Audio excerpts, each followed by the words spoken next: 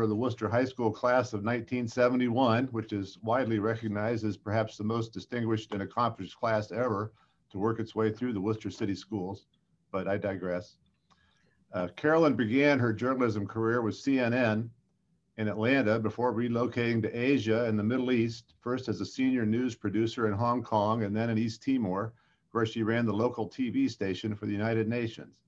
She's trained journalists in almost 24 countries around the world, including post-revolution Libya, where she led journalism training projects in Tripoli and Benghazi.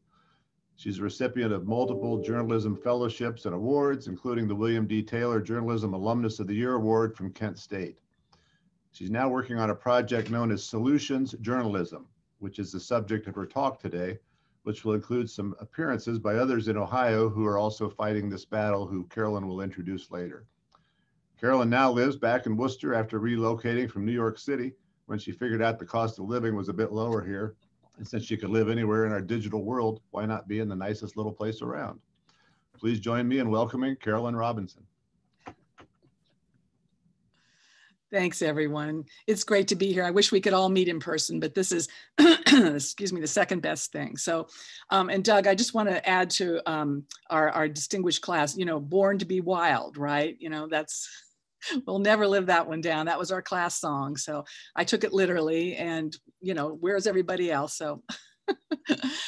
So anyway, my idea today, and thank you, Doug and Justin, for inviting me to talk to you all today. It's really great to be here.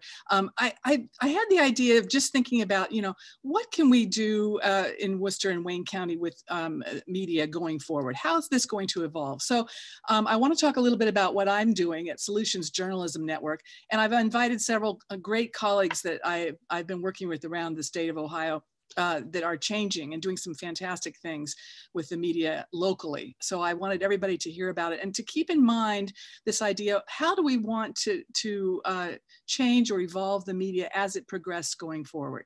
So if I can share my screen, is that something I can do, Justin? I guess so. Yeah, you're a co-host, you should be able to. Okay, let's do that. Here we go. So yeah, this is the question I'd like everybody to keep in mind while we're talking here. I'll just slideshow. There we go. Okie dokie. So just a little bit about Solutions Journalism and what this is all about. I'm with Solutions Journalism Network. It's based in New York City. And it's a 7-year-old nonprofit. And our mission is to produce stories about what's working as well as what problems we're all facing. So as regional director, I look at various different projects. I just wrapped up a project with the Nexstar television network, which is the largest TV ownership group in the United States with 196 stations in 115 markets. And they did this project, Pandemic Pass or Fail. There are 50 stories in here about solutions for education equity. It attracted a lot of attention. This worked with several Nexstar stations around the country, and it had several Facebook events that passed 1.5 million. I think it's pushing on towards 2 million views already. So pretty good for for something that's not breaking news. But basically, I just wanted to, this is how we define solutions journalism. It's just very, very simple in a nutshell. It's rigorous, evidence-based reporting on responses to problems. So we're looking at what's working to what degree, for how long, how well, for whom exactly, and how exactly does it work. This is the essence of solutions journalism. And the way that we define this, we have 4 criteria, 4 pillars of solutions journalism. Has to be a response to a problem. That's pretty simple and basic. Must give insights about the response that others could potentially replicate, and details of how everything works. Very importantly, it has to provide some kind of evidence of what's working, and not just good intentions or plans or possibilities or theories. And it also has to discuss the limitations. Any problem or any solution out there has limitations. Nothing is perfect. So we want to talk about this to be transparent. It avoids hype, and it does not come across as fluff. So these are our 4 pillars of solutions journalism.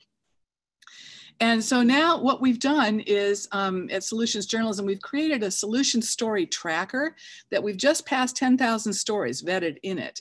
As you can see, by 1,300 news outlets around the world, 174 countries. So you can go in here. I encourage you to look at it and play with it.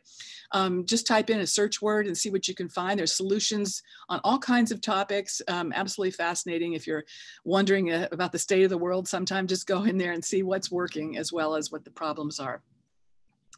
So including what's working in Wooster, Ohio. So I plugged in Wooster, Ohio, and sure enough, up came 4 stories, 3 from the Daily Record.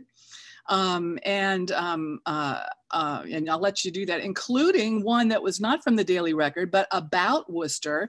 This is about Wooster's virtual tutoring program, and I'll let Jay Allred talk a little bit about this if he has a chance, which is holding up what's working in Wooster to other places. Can this work in other places? Is this a possibility that other places around the world could use? So happy to see that one in there, and I'm encouraging our local media to keep contributing to our solutions journalism tracker. So I just wanted to give you one example of a very strong solution story that is about a problem, but looks at the solutions and the impact that it had. This is not gotcha journalism. This is looking at what's working and telling about what's working in a way that really affected a lot of change in Cleveland.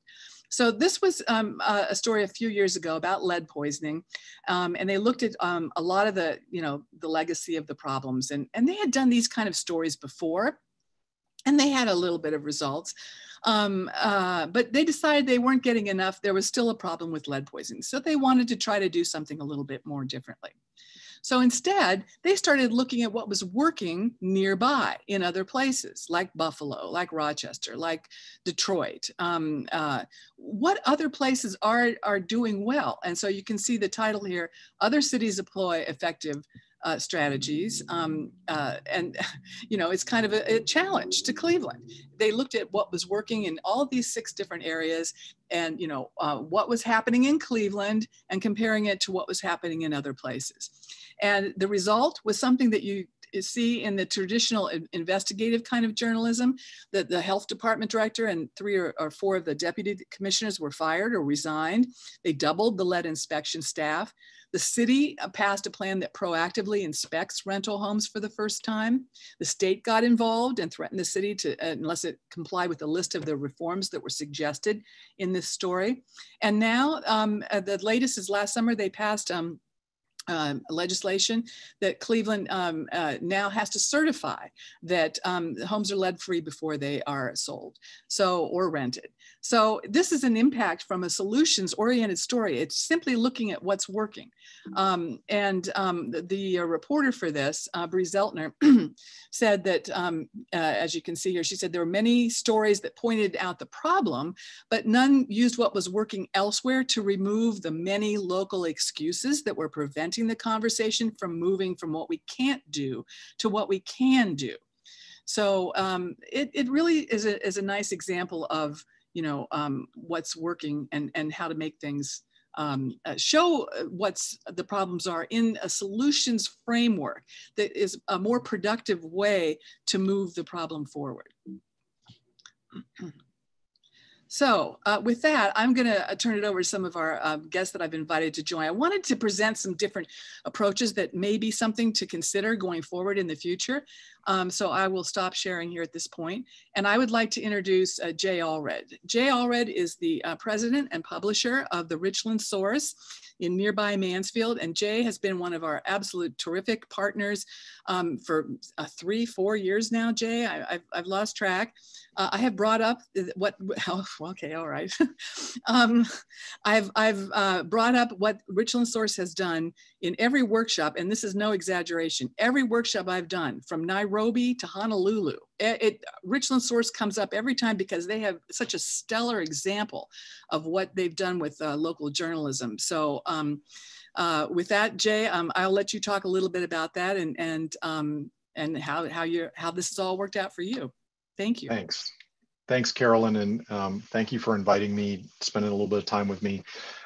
Just Real briefly, my name's Jay. I am the president and publisher of Richland Source. We also operate 2 sites.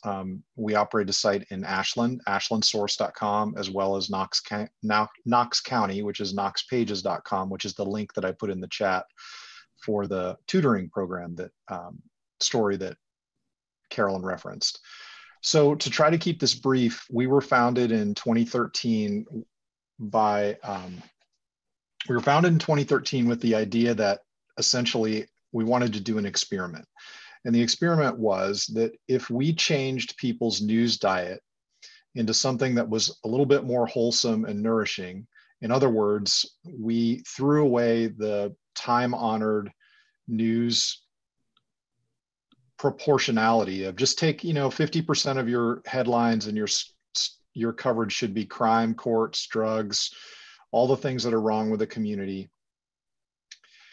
If we changed that and made it more proportional to the overall community makeup, what would happen to our community? What impact would we have? And the way that we typically explain that to folks is that the crime rate in Richland County on any given day hovers between 6 and 8%. It just kind of depends on which year you're checking the FBI crime statistics. Well, if I'm giving 40 to 50% of my news coverage, that means 40 to 50% of my human resources in the reporting end of the business to 8% of the population. Don't you think that's going to skew the way that the people that read my publication view the community that they live in? Don't you think that that's going to take away valuable bandwidth from covering what's right, or the things that people are trying to improve, that are having success improving? Well, the answer is, of course it is. And we liken that news diet to eating Cheetos and whiskey every day. If you eat nothing but Cheetos and whiskey, it will keep you alive, but eventually you're going to get sick. And so what we tried to do was add some fruits and vegetables and proteins into that diet. So that way, when I want to have some Cheetos and whiskey, I can have it. When I need to cover a triple murder, I can cover it because it's important and it's critical and it's part of my obligation as a news person. But we wanted to try to change the diet of the community. And what we found, fast forward 7 years later, is that it worked. The Source has grown from a complete startup with no audience to a news organization that is recorded over 8 million sessions across 3 counties just in 2020. We count our readers now in the hundreds of thousands, not in the thousands anymore, or the hundreds like we did in the first days. Our staff has grown from, our staff is doing the exact opposite of what the newsrooms are doing across the country, which is it's growing. And most critically, when we surveyed our readers recently, one of the key questions we asked was how much do you trust the news that you read on Richland Source? And the reports, and I'm going to put links to the chat in this so that you can verify what I'm saying, because you should.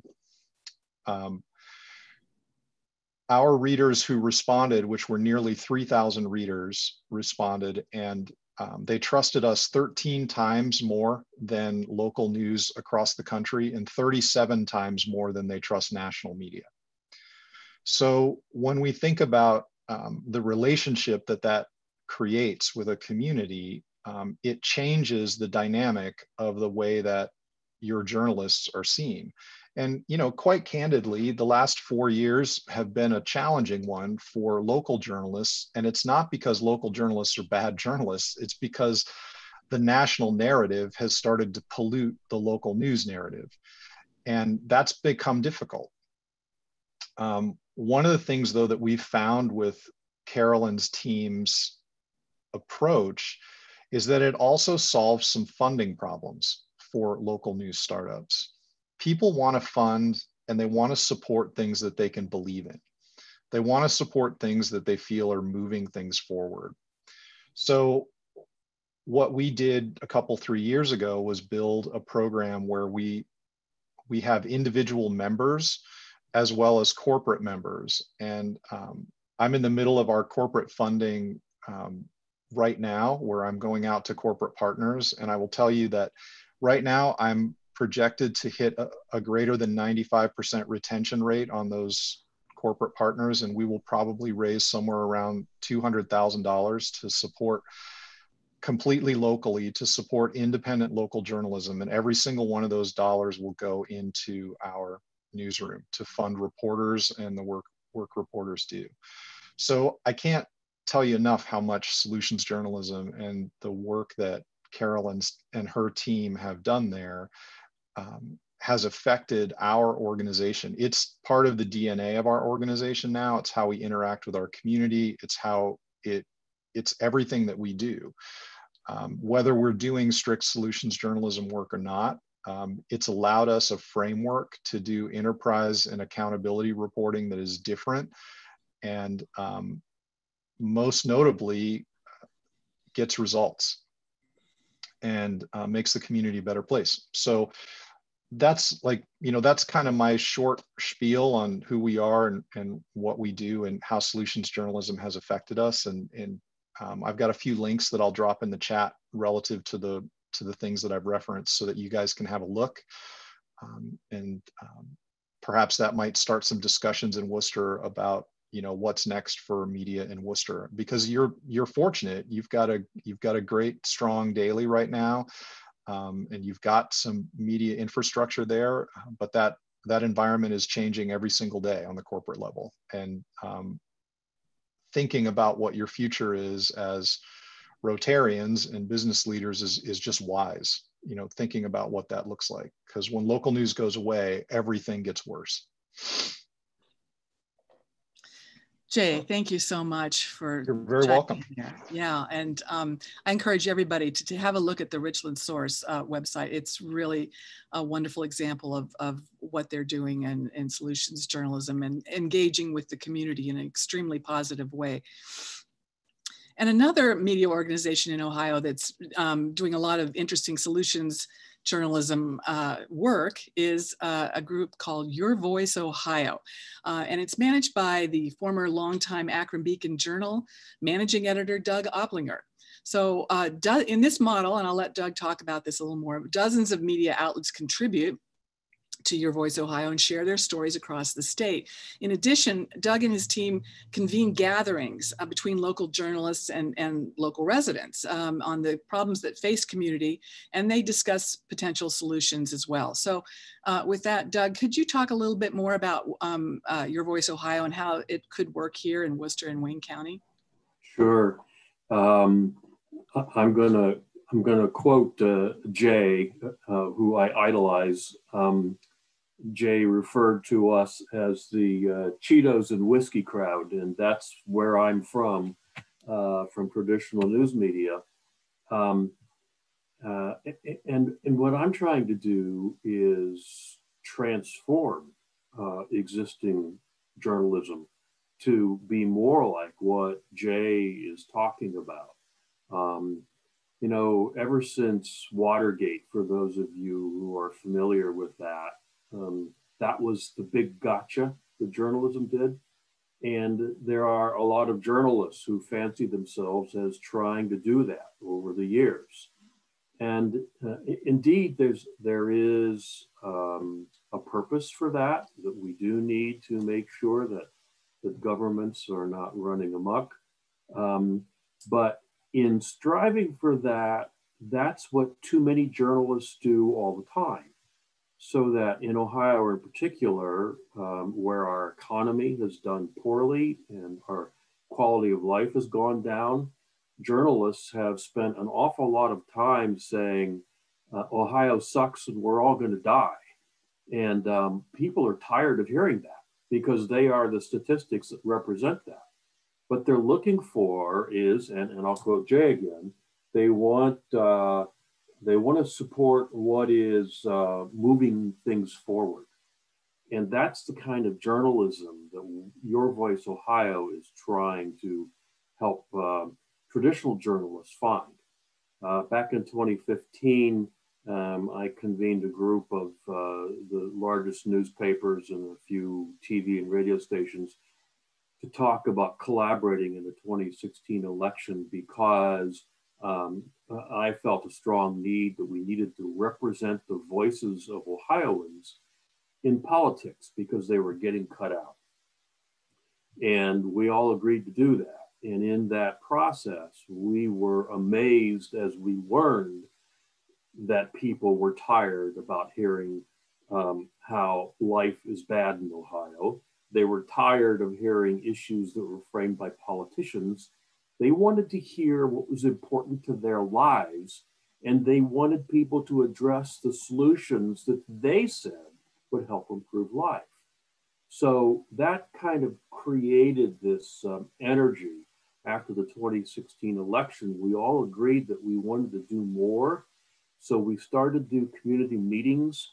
And in those community conversations, journalists would sit with the people in their communities and be real. They would not be these folks who are aloof, but shared in the idea that we want life to get better in our community. Let's talk about the problems, what causes those problems, and what do we need to change so that life gets better.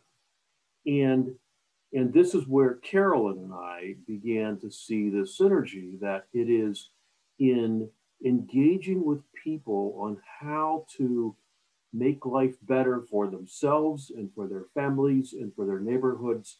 That provides something that journalism wasn't providing. It's something of value that people want. It goes to solving the business model problem that traditional journalism has. And it was beautiful when we would have these conversations. We started with the opioid crisis. And as people began to share stories and see how the opioid crisis was affecting them in similar ways or in different ways, they began to find places where they agreed. And they started to find places where they agreed on solutions. So at the end of each session, we asked them, so what can your community do to solve the problems that we put up on the wall? And we would break them into small groups, and we would say, what are actions that leaders in your community can take? What are actions that you as individuals can take? And what do you want journalists to do to help solve this problem? That was an amazing opportunity for people not only to create action plans for others, but to see that they have agency in this problem. And the best example of this was in Marietta. I love these conversations because Marietta, we had like 30 or 40 people signed up to attend in this little concrete block building at the Washington County Fairgrounds with carpet curling up and walls peeling and wobbly tables. We had 80 people show up. And by the end, they were hugging. They moved out into the parking lot. They were sharing phone numbers. People were energized to help each other. There were judge candidates there, one of whom got elected and started a drug court. There were some community activists who started a research program on what are the best ways to solve the opioid crisis. And the reporters saw themselves as part of this conversation, and they heard problems that they'd not heard about before. And they started writing new stories and thinking about accountability differently. So this was solutions for everybody to act on. And everybody came out of that just feeling so good and empowered.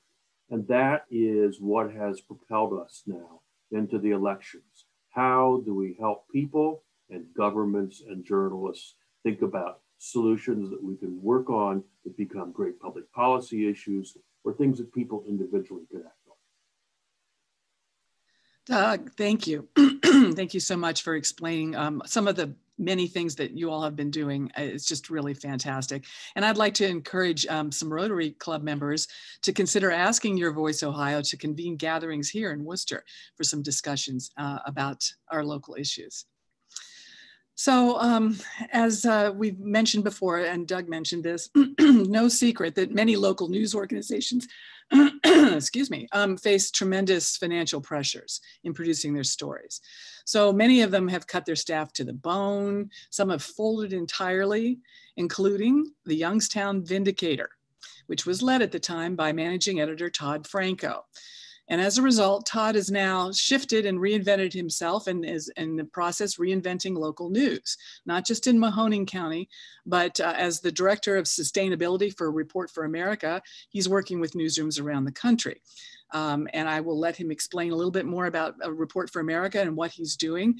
It's basically contributing staff to help undercovered beats and newsrooms that are under capacity to do stories that are more diverse and really show what's going on in their community. So Todd, can you talk with us about your journey? Carolyn, absolutely. Thank you very much. A year ago, actually a year and 3 months ago, I was the editor of The Vindicator, and I kind of have those poster boy looks like Brad Pitt and Rob Lowe. Thank you very much. Don't have to agree with me. But when we closed down, it became, an opportunity to tell that Youngstown story. So I've spent the last 15 months kind of talking to communities around the country, and don't let yourself become a Youngstown situation where your local media shuts down completely. Youngstown, no one thought it would happen, and it did. And I spent the last 4 years of my time in Youngstown. I'm still in Youngstown now. I actually live in Poland, Ohio, staring out my backyard, so it's still home for me.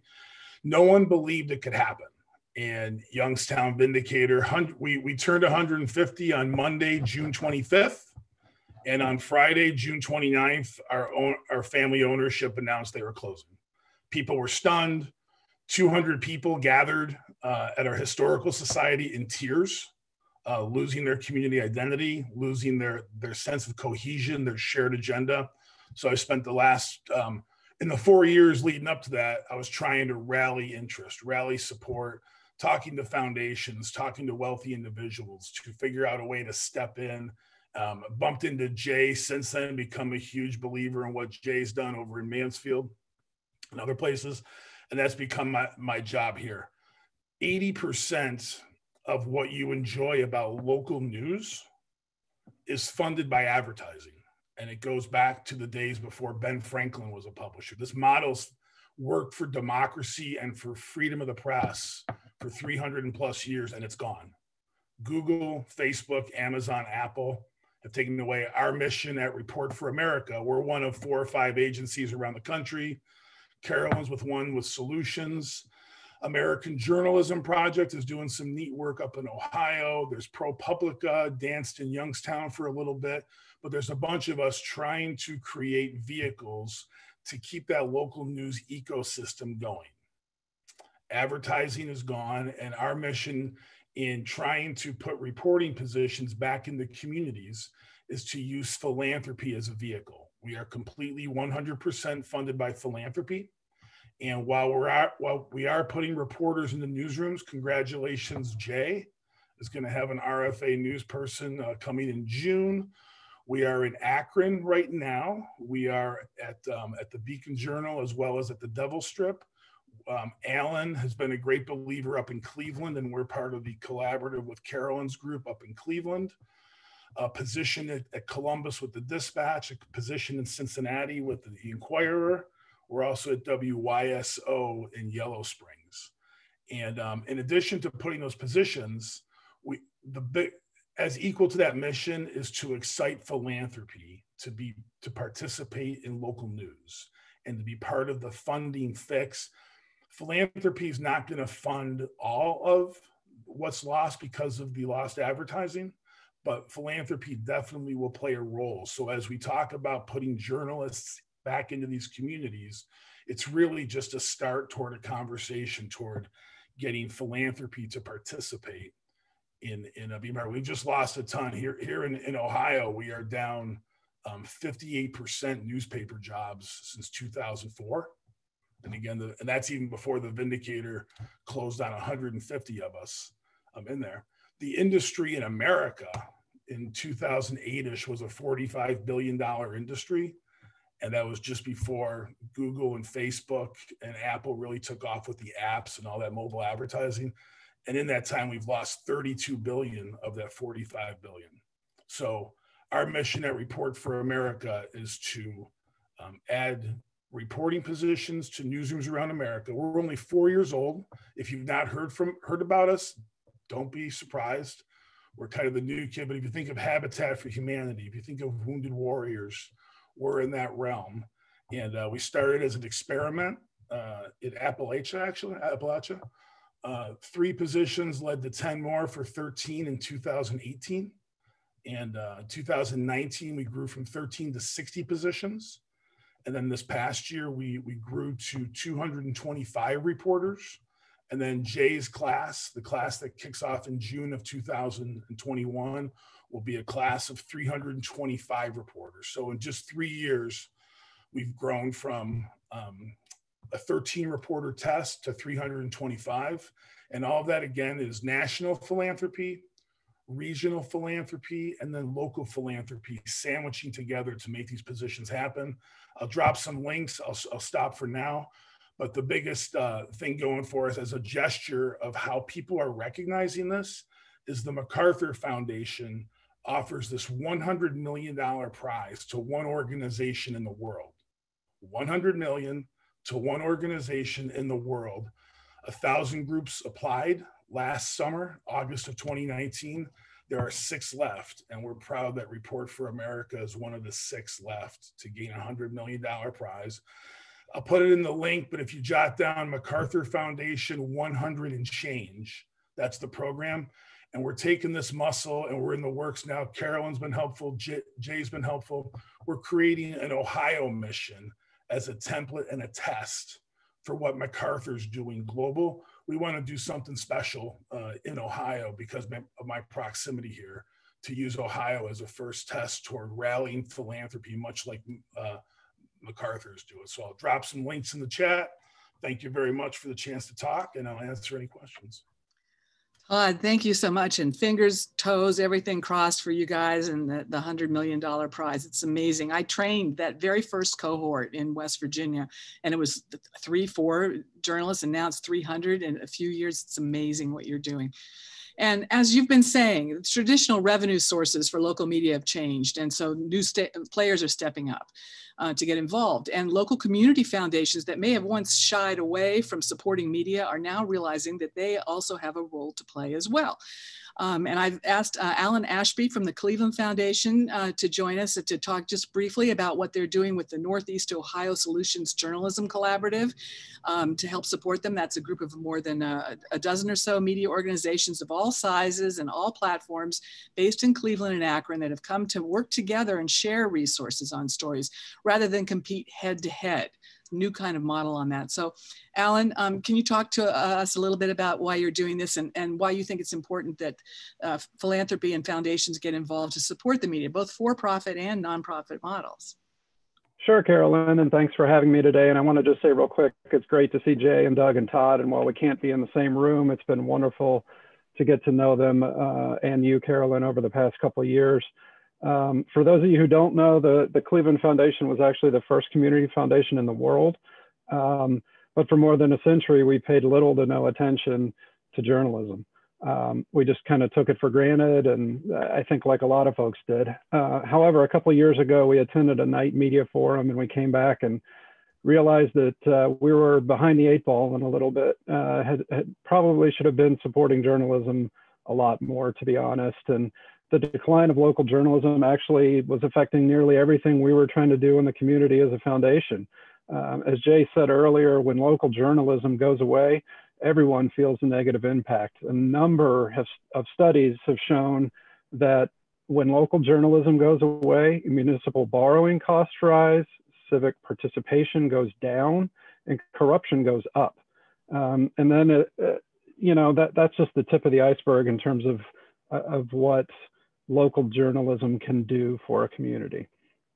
However, as Todd pointed out, philanthropy can't fund individual news outlets into perpetuity, but what we can do is promote more inclusive journalism.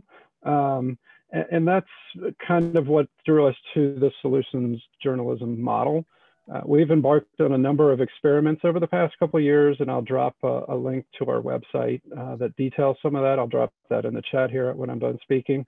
But we love the fact that, as Carolyn said, that it's not just gotcha journalism. It's stories that lift up issues and promote solutions. It's there in the name.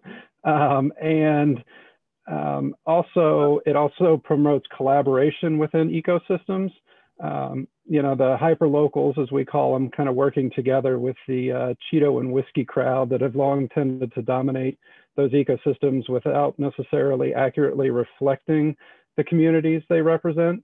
And I think COVID and its effects have really exposed the fact that local journalism has never been more important. We went, I forget which person mentioned it earlier, I apologize, it might have been Jay, talking about how national news has polluted a lot of local journalism. Well, at least here in Cleveland, we've seen so much more information and solution-based journalism in the last year. It shouldn't have taken a pandemic to expose that, but one of the things we've seen, especially with the solutions journalism, I'll give a couple of examples that came out of the collaborative, which is now, I believe, north of 20 actually outlets, Carolyn. So it's really, it's growing and really taking hold here. And that's partly, in fact, due to the great work of Connor Morris, who is our Report for America reporter that Todd mentioned earlier. He has just been a trooper through all of this and done really great work, but he's helped on a couple different stories. One in August that talked about census completion during the pandemic, which ran, I believe, in 6 different outlets, from your traditional media all the way down to your hyperlocal, in trying to get people to complete the census. And then just last week, a story on utility bills coming due here, with money running out from various relief sources, ran on a number of different outlets here in Northeast Ohio. And to see those reaching audiences that, you know, no offense to the Plain Dealer or Idea Stream or a television station, it never would have gotten there before this collaborative started. So I would just say, from a funding perspective, seek out funders that are willing to build up the ecosystem. We don't know what journalism is going to look like in 5 or 10 years, but we do know if you fund good journalism, it will strengthen whatever the ecosystem looks like. And lastly, and I'll leave this link in the chat as well, but there was a nice forum on Friday called Reimagining Journalism, New Kids on the Block in Greater Cleveland. And it actually was all about the Solutions Journalism Collaborative. It's about an hour long, and I would urge you to maybe take that in during one of your lunches here this week. So thank you very much. Alan, thank you so much for taking the time to talk with us and providing that perspective on what's going on in Cleveland and Akron and Northeast Ohio. And really what we've got here is some people from all over the state, and just showing what can be done and what's changing and what's moving forward. So on that note, I'd like to hear your thoughts. I think we have time for a few questions from the members. What ways would you like to see the local media evolve in Worcester and Wayne County? And what models that we presented here may work in our local community? I'll start with a question for Jay.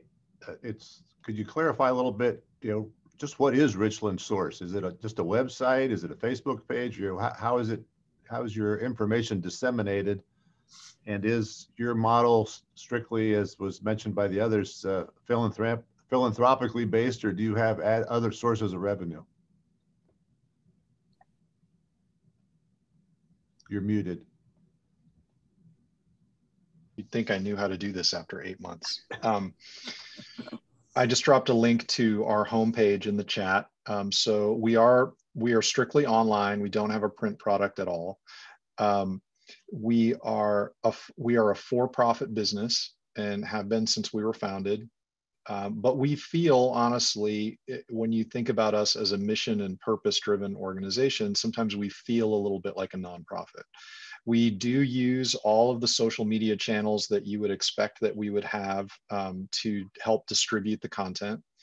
There is no paywall on richlandsource.com. So so how do we make money, right? How do we support our efforts? So the first and foremost, our founder has taken the long view on investing in local news to reshape the conversation around what it is to live in Mansfield and Richland County. And so we're still investing. We're 7 years down the road. We cost less than we did when we started, and our impact is greater, but we are not currently making money. And I don't have a problem telling anybody that, because I need you to understand that even the most successful operations, this is what Todd is talking about and Alan is talking about, sometimes philanthropy has to lay into this. So this is, so we've got a funder that has taken the long view. But however, we're very aggressive about diversifying our funding sources and thinking about how we generate financial support, because we don't want to get into the same, I don't want to have one line of revenue. So we have a couple different ways that we approach that. We sell advertising on the site, which many of you, if you're clicking on the link, you may see some advertising on the site. We have a digital marketing agency that has grown out of our advertising department that serves clients in all things digital marketing across Ohio and increasingly out-of-state clients here and there. We have an individual membership program where individual human beings can pay as little as $4.99 a month to chip in to support the source, and they get a number of different benefits from that: discounts at local retailers, preferred seating at events. Pre-COVID, we had events all the time. So preferred seating at events, access to our newsroom, that kind of thing.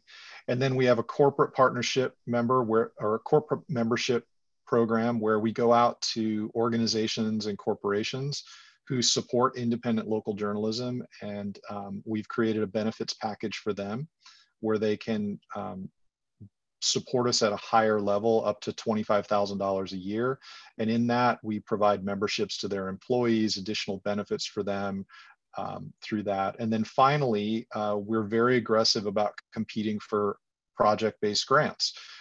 We've competed for grants with the Solutions Journalism Network, with the Democracy Fund. You know, if there's a grant out there that we can compete with, we're after it. And we work really hard to be a good steward of those funds. So does that help to answer your question a little bit? Yes, thank you. Okay, good, thanks.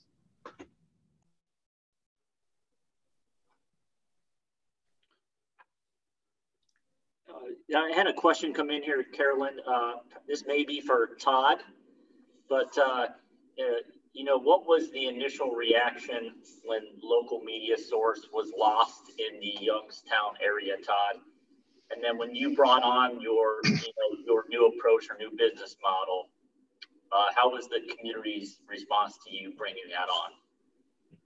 Sure. Thanks for the question. So the immediate response was stunned. I mean, you know, we're the local newspaper. On any given day, a great day for us is when only half the people hate you. This is kind of the role with the newspaper world. And, you know, newspaper as opposed to television. Television's gone in 45 seconds on to the next story.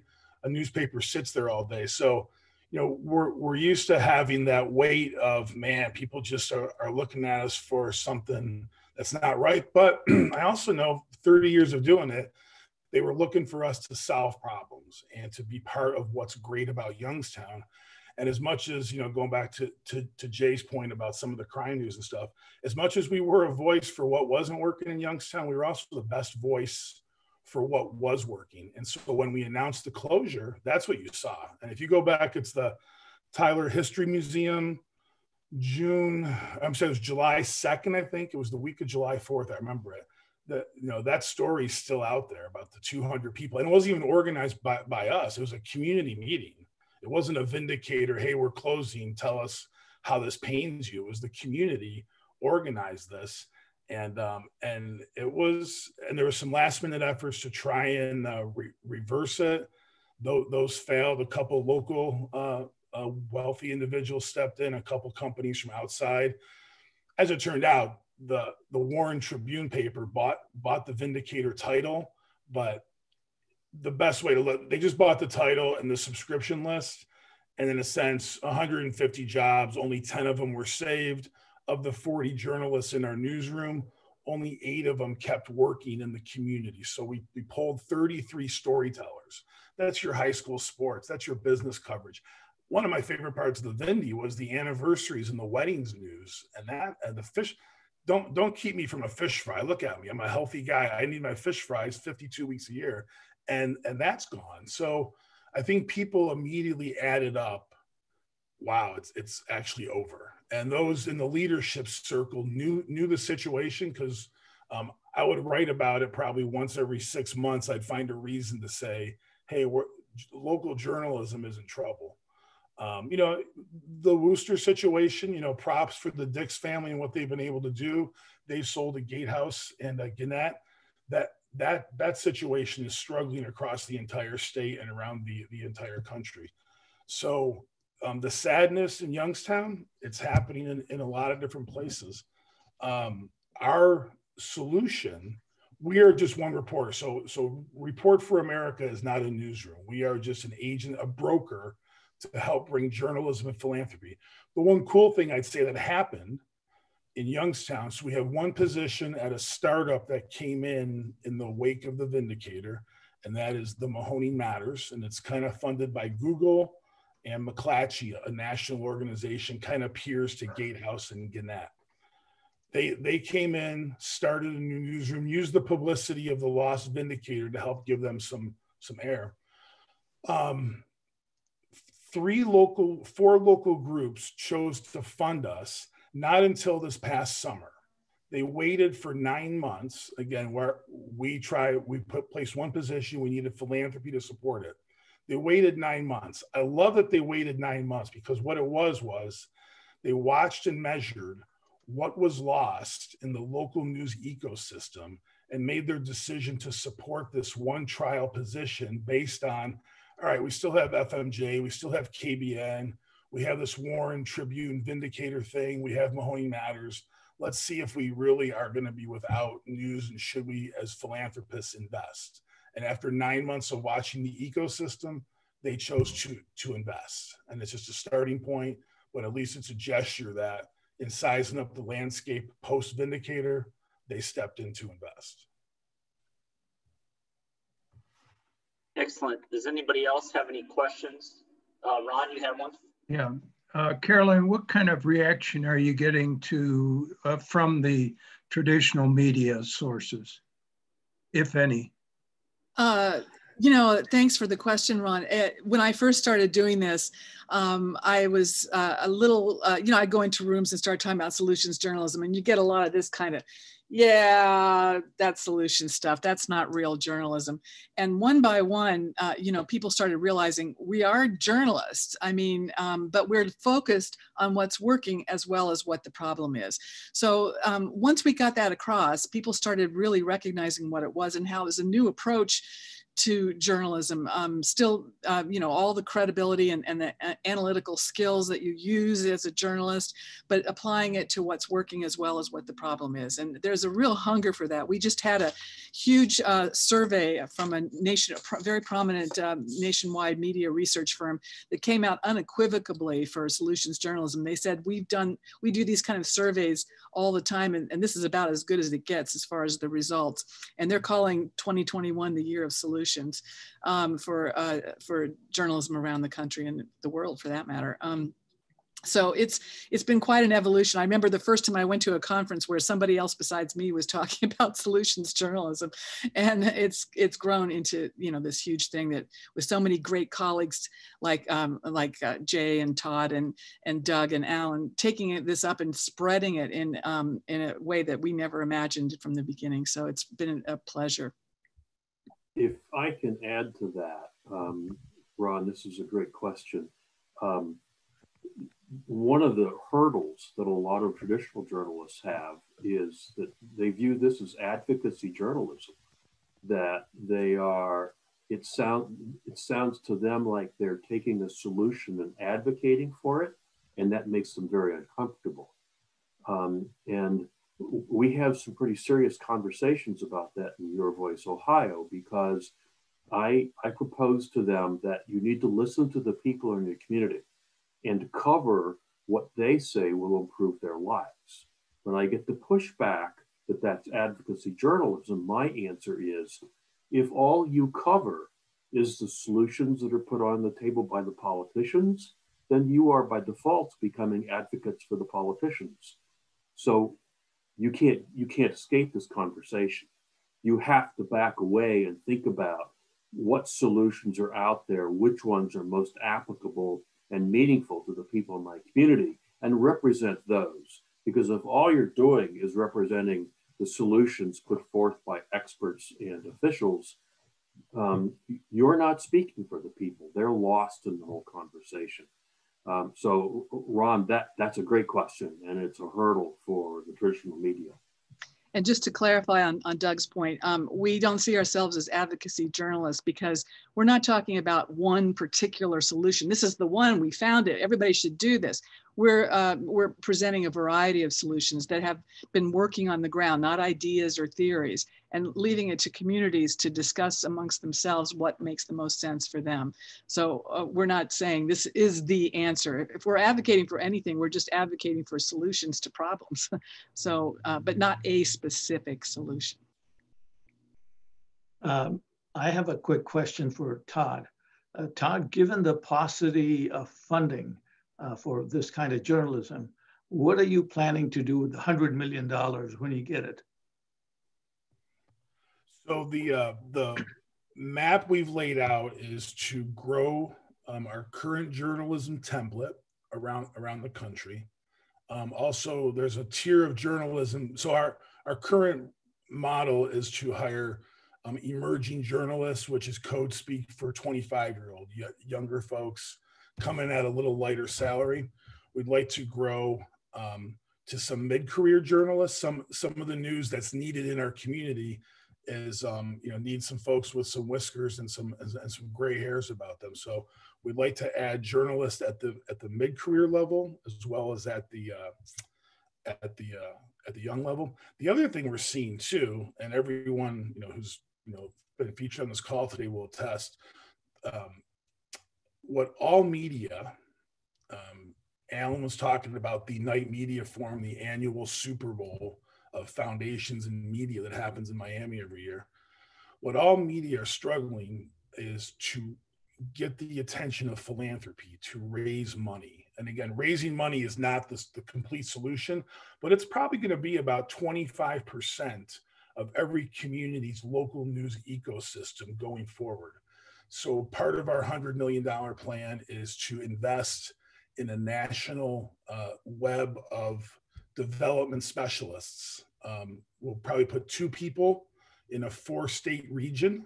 So there'll be an Ohio, Indiana, Michigan pair of development specialists, just to have that conversation with local philanthropy and teach.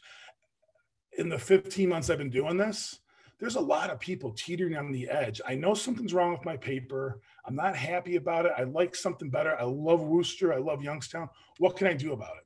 And when I have that conversation, the lights go off and they want to help. We have some great, $50 donors and $15 donors who want democracy, who want local information to live in Berkshire, to live in Traverse City, to live in Raleigh. So if we have this dialogue more and more people will come to support, not completely replace what the Wooster paper used to be or the Youngstown paper used to be, but at least create a little more opportunity. So with the 100 million, part of our plan is to put out about 100 people into the ecosystem to just have that development conversation. Sorry for being so long-winded there, guys. No, it was good, man. You get me going, man. I'll go for 2 hours. Let's get some. Time. I'm going to say it's fine, and then this is what I'm going to say. We're out of time. Yeah. No, you don't want to be without police. You don't want to be without fire. You want water and sewer in your communities. And I put journalism, and not even journalism, local news ecosystem. Yeah. You don't want to be in a community that doesn't have that. We got a guy that just moved in my neighborhood who's just a crazy guy. And finally the code officers smacked down on him because neighbors complained. He runs to Facebook and he's got all this support. His version of what's going on in our neighborhood is so atrocious. Now they're outing the zoning inspector, they're outing the township official. And if you came and drive through our neighborhood, you'd say, he's wrong, he should be slapped. But the way he ran to Facebook, now he's got this rally support. In the absence of facts, that's what's going to happen to a lot of our towns, is they're going to run to social media, rally attention, and we have a lost agenda of what really needs to happen in Poland, in Youngstown, and Wooster. All right, I'm done. Sorry. I'm with you, Todd. And, you know, for us, we've been very lucky as a community to have the Daily Record in town. We've seen a number of changes. I saw a couple of comments saying that anecdotally, a large portion of the public has said they're going to drop their Daily Record membership or their subscription just because the stories keep getting smaller and smaller, and that local content continues to get smaller. But your presentation on how you're keeping local journalism and media alive throughout Ohio is something that I think everybody should take notice of. Additionally, you gave us a ton of resources today in the chat. So for those who would like to look at those resources, I'm going to save that chat and make sure that it goes out to our 160 members. Today, we had 60 some people online today for this chat. If you'd like to share it with somebody, we will post it on our YouTube channel. And appreciate you, Carolyn, for pulling the resources together today. Doug, thank you for finding our quality speaker as well. We really appreciate it. Carolyn, anything in closing you'd like to share? No, I just appreciate everybody taking the time and the concern to talk about this and to think about it and imagine, you know, what could happen here and what we might want to do. There's some really exciting things happening. And I feel confident with people like this, you know, we're going to do some good stuff. So let's keep the conversation going. Absolutely.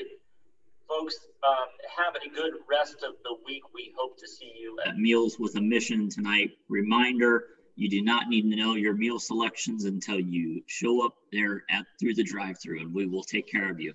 Everybody have a good rest of the day and a good week. Thank you. Thanks, Carolyn. Thank you. Thank you.